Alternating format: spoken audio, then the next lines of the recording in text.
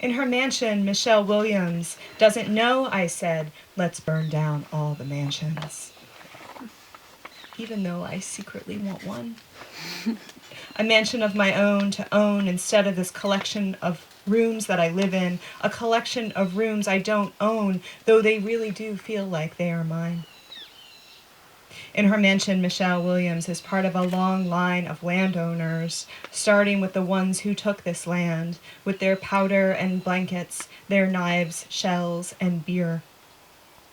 A long line of homeowners who go back to the turn of a century, and a man who offered strap hangers, balconies, clapboard, copper trim, and leaded glass.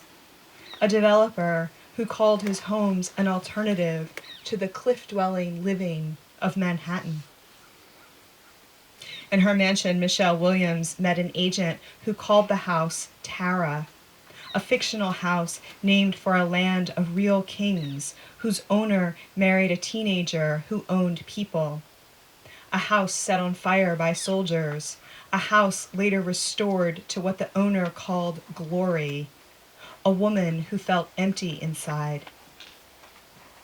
In her mansion, Michelle Williams tucks all the money she saved from selling her $8 million row house for a Tara worth about $3 up the spiral bride staircase and under the mattress of her round crimson bed where she sleeps under a painting of a tiger. In her mansion, Michelle Williams makes her own soap and knits cardigans, invites her friends to a seance in the parlor, does yoga every day on a different balcony, stands in her nightie by the window at Halloween. She is a caterpillar, a sprite, a nymph.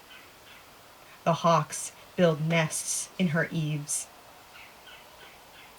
In her mansion, Michelle Williams can see the garden where the neighborhood's developer built his house, a house owned later by the maker of X-Lax, who sold the house to another man in the 50s, a developer who wanted to build apartments, but the people in the mansions put up a fuss. The house burned down under mysterious circumstances. In its space now, a garden behind a lock. Behind a chain-link fence, heirloom tomatoes, non-genetically modified squash. In her mansion, Michelle Williams can see my apartment from her roof, a building protected by laws that protect the rent from increasing up to a point after which all bets are off, meaning the outcome of this situation is unpredictable, meaning any prior agreements are null and void. In her mansion in Brooklyn, Michelle Williams is just a stone's throw away.